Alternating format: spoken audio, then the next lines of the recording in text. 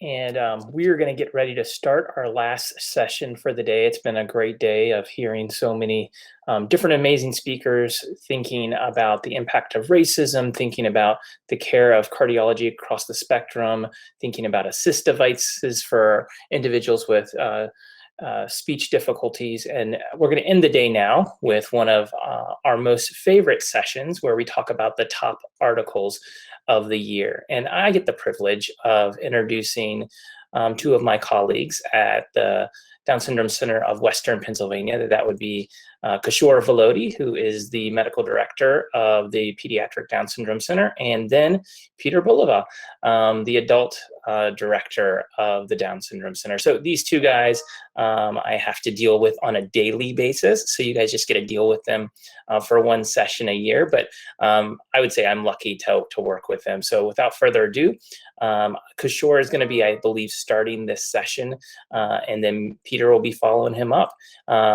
One thing I'm just going to let everybody know, they have told me they are going to use all the time.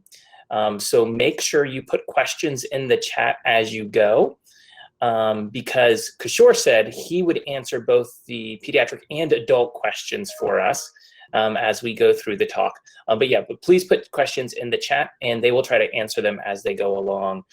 And without further ado, I'll hand it over to you, Kishore. Thanks, Andy. Does the slide look okay? It's popped up okay? Slide looks great.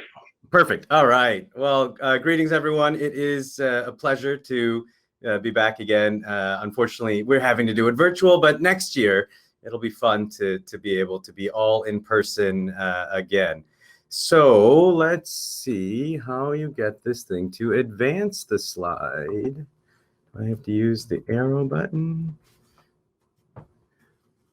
Tells me that Remo is sharing my screen, which I know. There we go. Perfect. Okay. So our goal is to, as we always do at the end of each session, is to bring our you guys up to date on literature that we feel is relevant, practice changing, rigorous. We'll give you some key take-home points from these studies today. And we want to look at a variety of ages and topics. Now, again, this is not the top articles. I want no one to feel hurt. There were a lot of articles to choose from this year. These are just practice-changing articles that we felt would be helpful for everyone to be aware of as we move on here in this year. So we got some recommendations from you all. We did some PubMed review as well. We looked through, at least scanned the abstracts of almost 1,000 articles this year. And as always, we're going to present these articles as different chapters in the life of a person with Down syndrome. And given our time constraints, of course, this year, we're just going to be doing surface level, high yield kind of overview of the studies. So we're not going to get into the nitty gritty of all of these studies, as we often will do when we're in person with a little more time. So first of all, here's our prologue to our study. So you have just completed your annual lecture on Down syndrome at the medical school. And an eager medical student in the front row raises their hand and proceeds to praise you effusively, probably because they think you're going to get them into residency later. But then the student asks you a question from the medical category. And the question is, how long have people with Down syndrome existed? It's a tough question. Well, here's a couple of really interesting, very quickly, I'll just show you a couple of really interesting articles that came out this year. This one was looking at a sculpture of this god named Telesphorus from the baths of Diocletian in Rome. And this was erected somewhere, they think, between 298 and 306 AD. And as this person wrote in this article, when you look at the sculpture, there are certain features that you might be able to see. Things like brachycephaly, maybe a rounded face, fuller cheeks, a flat profile, maybe some slanted palpebral fissures. And then when you look at the extremities, perhaps even a wide space gap between the first and second toe, maybe clinodactyly even. So this sculpture appears like perhaps they might have Down syndrome. And this is from our very own Brian Scotco, who in the Museum of Fine Arts in Boston, that you find this painting by one of the followers of a painter, Andrea Mantegna, and what we see, this painting from 1460 If you look at the child, again, this is the Christ child and the Mother Mary. If you look at the Christ child in this picture, you might start to see certain features again of a child perhaps with Down syndrome. And even as you zoom in on the toes, you see that wide space gap between the first and second toes, a suggestion of some fifth finger clinodactyly. So again, some features that you might say, huh, isn't that interesting? It's an interesting article, very different than what Brian often would publish, but just more reflections of this painting, which I found very interesting to read. So let's go now to chapter 1 of our story. Chapter 1 is you return to your office after the lecture at the medical school, and you find several phone messages from the parent of a 4-month-old named Jack, who you follow in clinic. Jack has been admitted following his AVSD repair, and the family has many questions about possible post-operative complications. So the first article I wanted to look at is this one. This is looking at hospital mortality after cardiac operations in kids with Down syndrome. And as we see, this is a very, very busy table, but I'm going to put up some circles and things so you can know what to focus in on here. This study was looking at all patients under 18 years of age who came in for congenital heart defect operation in the state of Texas. And I guess they maintain a very large state registry. And so they looked at all of the patients from 1999 to 2016 who had a congenital heart defect repair. So it was a total of 2841 patients with Down syndrome and 25,000 patients who did not have Down syndrome who underwent heart repair. And as we look at this table, what we're going to see when we compare children with Down syndrome to children who do not have Down syndrome, we're going to see that when we see isolated AVSD repairs or an isolated VSD repair, children with Down syndrome have a much lower relative risk for complications in those studies. And the question is really why? Why do the kids do so much better with our AVSD repair? And as we've seen and heard about today during our cardiology panel discussion, when we look at technically how the surgery is done, there's just the sense that the morphology of the AV valve in a child with Down syndrome and an AVSD is more favorable to the surgery. But then it's not all good news, of course, for people with Down syndrome. When we look at a bidirectional Glenn shunt or a tetralogy of Fallot and pulmonary atresia repair, the outcomes are worse in people with Down syndrome who get these repairs. And the suspicion is that it's related to that pulmonary hypertension that we were talking about again earlier today, and that these are both surgeries that would require or do better with lower pulmonary pressures. And in this situation, of course, we know that people with Down syndrome often have higher pressures. So an interesting study, but again, for an AVSD repair, we can feel better maybe about our children with Down syndrome than children who do not have Down syndrome getting that surgery. And then here's a look at all comers for AVSD repairs. What are their possibilities of needing a reoperation or having mortality after that repair? And in this slide, you can see this is looking at 4 Australian hospitals, again, over about actually a 25-year period, January 1990 to December 2015. They had 829 total patients there, and 75% of those patients had Down syndrome, as you might expect with AVSD, that the majority of those patients would have had Down syndrome. And 56 total patients needed an early reoperation, less than 30 days after the initial surgery. And often that was for left atrioventricular valve repair or a residual septal defect of some sort. But here's what they found, and you can see here in this table, is having Down syndrome actually was protective. So not having Down syndrome was the risk for needing to have a second surgery after the initial AVSD repair. And they found that if you had a greater than grade 3 AV valve regurgitation on your postoperative echo, these were independent risk factors for having the need for second surgery. So again, this is a positive thing that we see in people with Down syndrome, less likely that they would need repair in the future.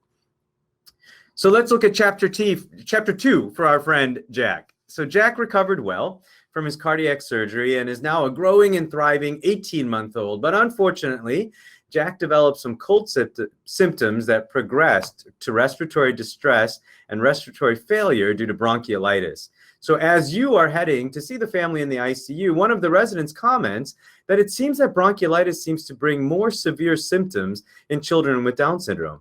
And this resident, she wonders if the same airway hypotonia that's seen in sleep apnea could be contributing to the worst bronchiolitis that she's noticed.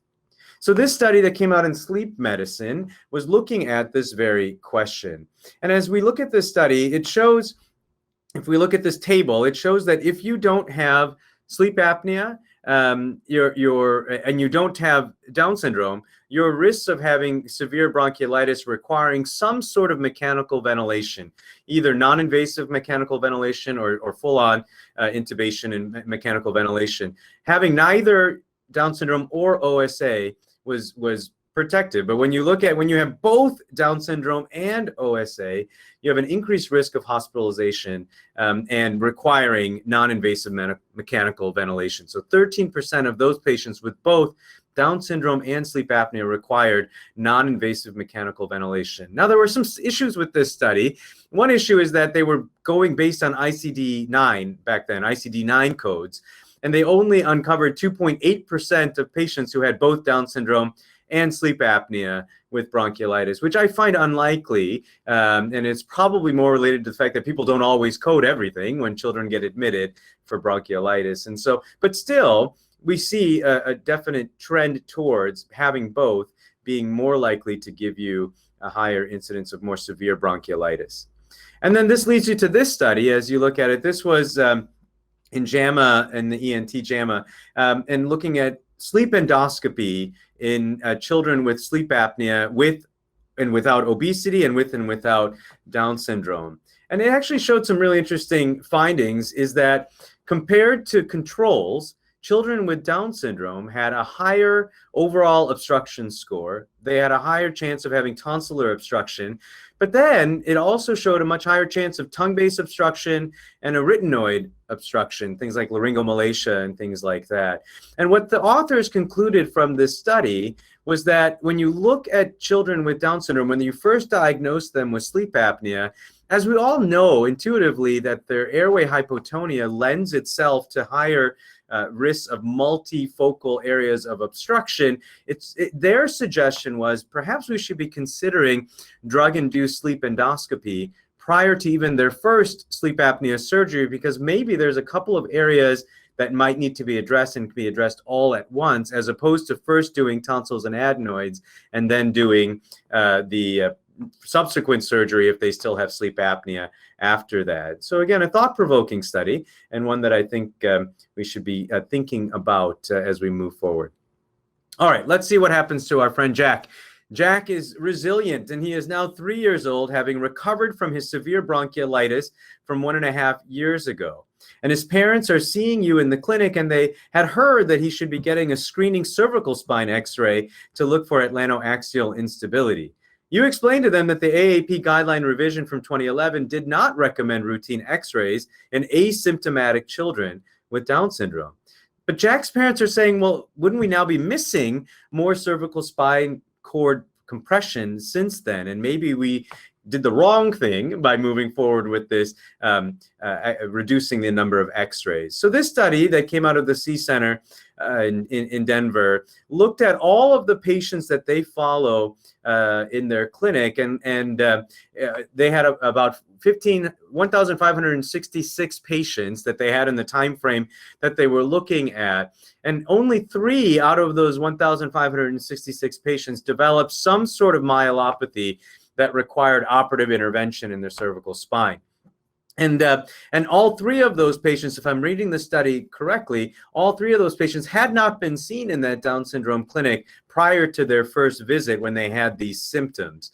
And so the question was raised, is it possible that those 3 patients might have benefited from a cervical spine x-ray earlier? And the answer is probably not. Probably the risks of the x-ray showing something like a false negative could be there. And they had 1 child out of their near over 1,500 patients that had a normal cervical spine x-ray done earlier in life, and then 3 years after that x-ray developed symptomatic atlantoaxial instability, and 11 millimeters of movement is quite impressive, and had a normal X-ray in the past, but after a trauma, developed symptomatic atlantoaxial instability. So the conclusion from this study is that we are doing well with our AAP guideline from 2011, in that, at least in this single center study, and I think even as I polled many of us in the listserv a couple of years ago, we really are not seeing an increased risk of asymptomatic atlantoaxial instability becoming symptomatic and could have been prevented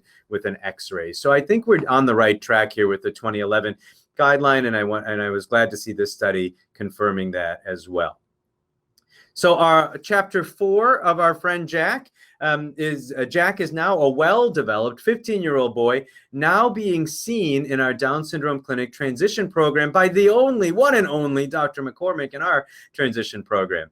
And since puberty, his mother has noticed that there are pimples. They seem to get large, sometimes rupture with pus drainage in his armpits. And she's taken him to urgent care many times and gotten some creams, but nothing has seemed to help, or at least keep it away for a long period of time. And so as we see this article in Pediatric Dermatology, this was a great review article by Dr. Rourke, who spoke to us the last time we had a live at DISMIG convention. She spoke to us on dermatologic conditions, and since that time, over this past year, this article came out. And I'm not going to talk about too much from the study. It's more of a descriptive study, but I think it kind of highlights some of the things that I think would see in our clinics very frequently.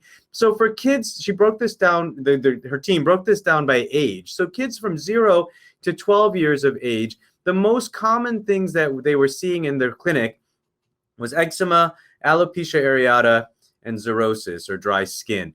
But then for those over 13, there's a dramatic shift towards things like folliculitis, seborrheic dermatitis, and hidradenitis suppurativa. And so it's really important for us in our exams to get used to that shift as the kids go into the pubertal stage, as they get to be teenagers, to really look in those areas that we may not always do a complete looking at the armpits, perhaps even looking at the groin, seeing if there's areas where we might be able to pick up on some of these more common teenage skin conditions, and the management of those conditions she outlines in this paper as well. And so it can be a helpful thing. And I think it's great to have Dr. Rourke as part of our Down Syndrome Medical Interest Group now, and so being able to contribute to our knowledge of dermatologic conditions in Down syndrome. So at this point, I am going to stop sharing. And Peter, if you want to come on and take over our story, I will. I can put the slides up if you need me to, Peter, but if you've got it sharing, that's perfect.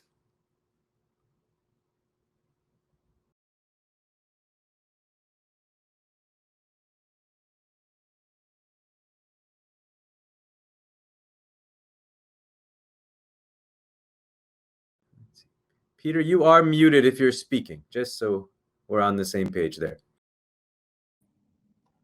And how about now? Am I still muted? You're good. You're not. We can. I guess you still can't hear me or see my screen. We can see your screen and we can hear you, Peter. Oh, awesome. And when you say you see my screen, are you seeing? I'm seeing, it says chapter 5. That's what I was hoping to say. Okay. And you just got to switch into the full presenter mode because we can see your slides on the side. Yeah, let's see if that works. Is that any better? That's perfect. It says who lives where and why. Okay. There All right, you I think we're good. Can you see me too? All right. All right, here we go. Chapter 5. Through the excellent pediatric care that he has received, Jack has successfully made the transition to adult care. And I want to say to everyone in the audience, welcome to Pittsburgh. Happy to have you here or back again if you were here a couple of years ago. So Jack's parents excitedly come to the first adult Down syndrome clinic appointment with Jack. Jack says he's gone from one bald doctor to the next, of course. They would like to know what type of living situations people with Down syndrome find themselves in these days as they make plans with Jack. So the first article I have for you is Who Lives Where and Why residential changes across adulthood in persons with Down syndrome. This is quite a complex article, so I just wanted to highlight a couple parts of it for you. This one talks about, one of the things that it said early on, what I thought was kind of nice to know, that people with Down syndrome, about 43% live at home compared to 27% in other people with other intellectual and developmental disabilities. So this study was 250 people in phase 1, which was asking siblings, and then 703 people in phase 2, and then they asked a parent. And in this case, in every case, it was the mother, and just the way that the study had worked. And they were looking at percentages of adults who lived with their parent, in this case the mother, and then they broke it down between 20s, 30s, and then somewhere above 40. And you're going to be hearing me say a lot about age 40 during this next 16 minutes. So they were looking for what were the predictors of why people would leave home. So with things like, was it the parent's ability to care for persons with Down syndrome? Was it the health of the person with Down syndrome? Was it challenging behaviors? See if we can find it. So again, the first part, they asked siblings, and that's the data that I'm going to show you next. And then they asked a parent, and this is when the parent was getting to be above 70, was when they saw a big change. So this is the phase 1 where they were asking the families. And the parts I wanted to highlight for you is the major change was the parents' ability to care for their son or daughter. And you can see the number of people living with their parents. So 75% in their 20s, and that dropped down to 63% in their 30s, and then down to 22% in the 40s and 50s. And if you look at the data from the second phase, it had that same pattern. It all was much higher. It was 93% living at home in their 20s, 72% in their 30s, and then down to 49% in 40s and 50s. I just wanted to give a shout out to Melissa Parisi. If she's here, this was a DS Connect study also. But I think it's really nice to let parents know that this is a time to start planning once you get to that age 40. And I always think as an internist, when patients that come to my clinic without Down syndrome, around age 50, I start to talk more about different types of screening. Everyone has to get their colonoscopy. We talk, are you going to get your shingles vaccine? So we really do change things at 50. I think in our adults with Down syndrome, we're seeing a shift of how we're caring for people at about age 40, and you'll see that going forward too. Chapter 6. Jack and his parents have decided to have Jack continue to live with them for now, because I think he's in his 20s now. Given your clinical experience with adults with Down syndrome, they wonder what medical issues are most commonly seen in adults with Down syndrome. They also wonder if there are any reputable guidelines for adult healthcare that the clinic will be following. We just happen to have some answers for them. So I wanted to bring attention to a study that came out earlier this year, and there were several of them that came out of the clinic from Chicago. This does feel unique to many of the other prevalent studies that we've had before, as so much of this was from their actual experience. It was a retrospective descriptive study incorporating 28 years of data from the center in Chicago. And it was compiled from over 6,000 individuals with Down syndrome, and they compared them to 30,000 controls matched by age and sex. Let's see what I'll give you their take-home points too. Talk about a couple of them. I think what was most helpful for this patient-friendly recap out of their study was the third one. So individuals with Down syndrome were more likely to be diagnosed with testicular or blood cancer, mental health conditions, bronchitis, pneumonia, gastrointestinal, neurologic, thyroid, and bone diseases. Less likely to be diagnosed with solid tumors, heart disease, STDs or STIs, influenza, sinusitis, and diabetes. And while testicular cancer was high, they have a very nice chart that goes through the actual risks and odds ratios. So testicular cancer, they had 0 cases in their 30,000 controls and 10 cases in the 6,000 patients with Down syndrome. and the odds ratio was 2.6. So that was still only 0.16% of patients. So still not a major issue. We saw that breast cancer, the risk was about 1/5 in the adults with Down syndrome.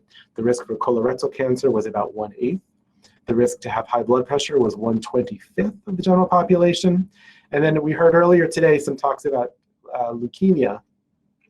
They had 50 cases of leukemia out of their 6,000, which was 0.82% with an odds ratio of 4. So much more common than the general population, but still not overwhelmingly common. And then yes, there were some guidelines that were published in October 20th of this year in JAMA, and this was a study looking through 12,000 articles to try to come up with guidelines, and we found that there were 22 that were of good benefit, and I'm going to come back to that number 40 again for you. So at age 40, recommendation 3 about dementia, I'm just going to give you this one because this was the one strong recommendation, and then I'll give you the ones that come out about labs. And you'll hear much more about this tomorrow if you're coming to the adult session. So recommendation 3, caution is needed when diagnosing age-related Alzheimer's type dementia in anyone under 40. And over 40, that's when you should start to do screening. So the recommendation is to screen every year for adults over the age of 40 with some sort of a survey. And the one that was recommended in this study was the National Task Group Early Detection Screen for Dementia. So before age 40, be very wary about making the diagnosis and explore all other avenues. Over 40, start that screen every year. And then I made a typo on your slides if you're following along on your own and not mine. But screening with a TSH every 1 to 2 years from 21 on. Screening for diabetes after age 21 if current obesity, and I think I wrote if current diabetes, which didn't make any sense. So every 2 to 3 years, and then screening for everyone for diabetes after age 30. And you can screen any way you want. You can do it hemoglobin A1C, you can do a fasting glucose, whatever way that you want. But we did find that there was an increased prevalence of dementia in those under 30 with Down syndrome compared to the general population in those articles. Chapter 7. It is now March 2021, which I think you're all very familiar with this time. And the world has changed forever due to COVID. Jack has been mostly kept in isolation lockdown. His parents have been hearing about the risks of COVID, particularly in people with Down syndrome. And they want to know your thoughts on these risks. And I wanted to go over 3 quick papers regarding this. It was interesting, I looked back at the presentations last year, and so much of it was on COVID, and it is so amazing to see that it hasn't been as much of an issue. I wanted to give you a couple good take-home points about this. So this is an article, and I think the senior author is in the audience today. This is from the New England Journal of Medicine. And I have my side note is that when we were going through all these articles, whenever I looked up what were the most relevant articles that came up this year, the number 1 every time was Marilyn Bull's article, which was a review article in the New England Journal. So if you have not read that, I would say please do. Fantastic article, and I looked back decades and did not find any other review articles in the New England Journal until Dr. Bull's article was published in these past 12 months. So back to this one. This was a study population, including the records, of over 64 million patients. And this is not just Down syndrome. This is also individuals with intellectual disabilities. And they had 128,000 individuals in a sense, so 0.2% of that group. And what they found was having an intellectual disability was the strongest independent risk factor for, number 1, presenting with a COVID diagnosis, and the strongest independent risk factor other than age for mortality. And what they found interesting was there was no increase in ICU admissions. So higher infection rate, higher admissions, higher mortality, but not higher time in the ICU. And you can interpret this as that possibly people with intellectual and developmental disabilities were not offered the opportunity to go to the intensive care unit as much as other patients.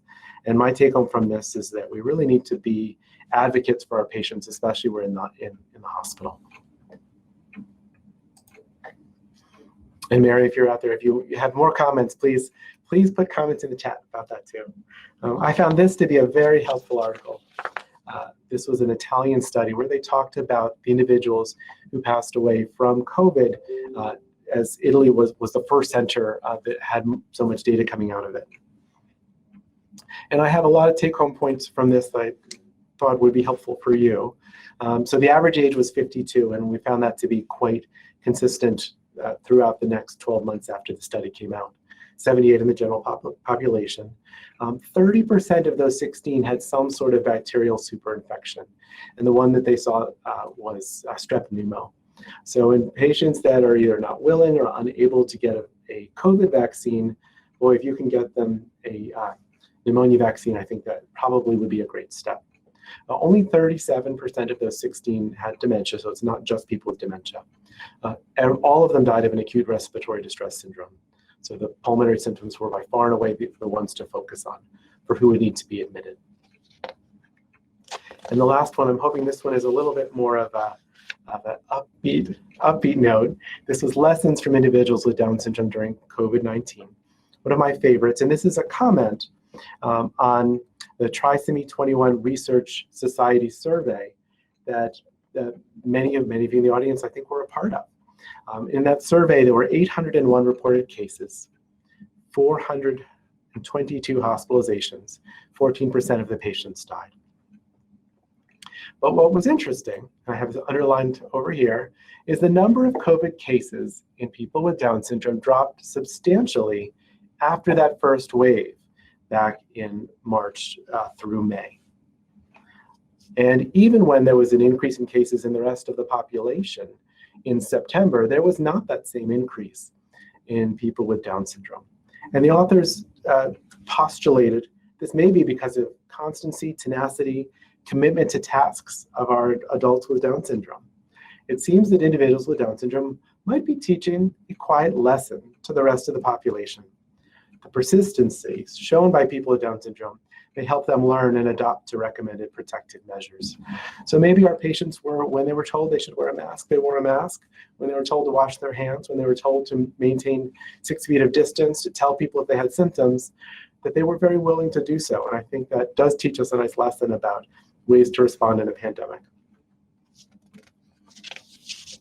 The other part in that trisomy survey I wanted to comment on was they mentioned that it was more common in people with Down syndrome to present with altered consciousness and confusion, and not just pulmonary symptoms. That's my other take home for you. Is still anyone who has new mental status changes, think COVID first, because that was a much more common presentation in this group than in the people without Down syndrome. All right, and we're coming up on the closure here. Jack is now in his 40s. It's been a little while now. But you are amazingly still the incredibly young physician. Jack's parents are now in their early 70s. We've already talked about 40s and 70s before. They're contemplating their own futures, and they also wonder about the latest information on the causes of death in people with Down syndrome. And this was a study I found to be unique in the literature. And it actually was commented on also by Dr. Rukdeshal earlier today in cardiology. So you'll see a little bit from there too. What was unique, well, prior studies talk about death patterns. They don't provide a comparison of age trends for specific causes of death. So when do you worry about certain conditions cropping up? I think this is very helpful. So if you're seeing a 20-year-old, 30-year-old, 40-year-old, or 50-year-old, what are the main causes of death in each of those groups? This was more of a literature search as opposed to the study that was out of Chicago, where there's so much more personal experience. But I do think that this was still very helpful. So this is a very busy slide. I'll try to just put my arrow over the area that I'm talking about. So adults with Down syndrome had consistently higher risk of death from 3 causes of death across all ages. So the first one is pneumonia, second is respiratory failure, and the third is choking. So you should be monitoring for those issues at any age. The 4 other causes of death had distinct age trends. So for dementia, which we see up here in this top right, stage left, top right, for dementia, the increased risk of death was apparent for those, and they have here starting at age 35, again, quite low, until we get up into 45 or 50. So that's when we start looking for that. Diseases of the heart showed a mid crossover trend. So this is over here, just below the key. So here's for people with Down syndrome, and you can see the risk was higher up through here. But a lower risk from 45 on up to 80. Pneumonitis, just below that, seems to increase throughout life. And when I think of pneumonitis, to me that talks about aspiration. So that's one that we have to follow more and more for as people age. And then when they talked about heart disease, that was completely separate from congenital heart disease. So someone who was born with a congenital heart defect. Most pronounced for adults with Down syndrome at age 20. You can see here. And then not the case past 25. It really seems to drop. So after seeing this article, spent a lot less time worrying about someone that had a successfully repaired heart surgery in childhood as they get into their 40s and 50s. Doesn't seem to be so much of an issue. Here is our epilogue. And I edited this slide from the ones you have too. You're attending the world's greatest virtual Down syndrome medical conference. You have a question or comment about something you've just heard, and you boldly click, and I change this to on the chat, and you type.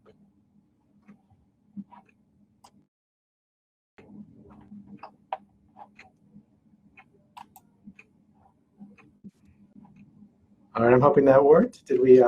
Perfect. Thank you, Peter. Okay.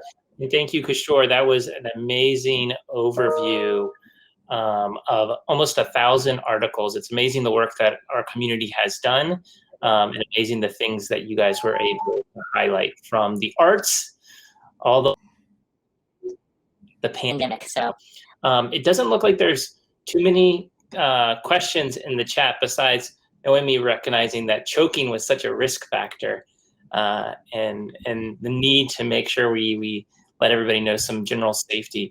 Actually, Noemi does have a question. Have you talked about DISE with your ENT team? Drug-induced. Yeah, we talk about it all the time, in fact. Never as the primary beginning. Like, once we diagnose sleep apnea, they always do tonsils and adenoids first, I think. And then after that, then when they're going in for some other procedure, I often will say, hey, listen, he still got, or she still got sleep apnea symptoms. Would you be willing to do a DISE, drug-induced sleep endoscopy while he's under for that? And I think what was interesting about that article, drug-induced sleep endoscopy, Lydia, I'm sorry, is what I'm saying. I think what I took from that article was they felt like it was important to do that even before doing the tonsils and adenoids, which I know we don't do, and I don't know if any other places do that. But it certainly would be interesting. If we were in our live format, it would be wonderful to hear what other people's institutions are doing. But next year, we'll be able to talk more about that in person.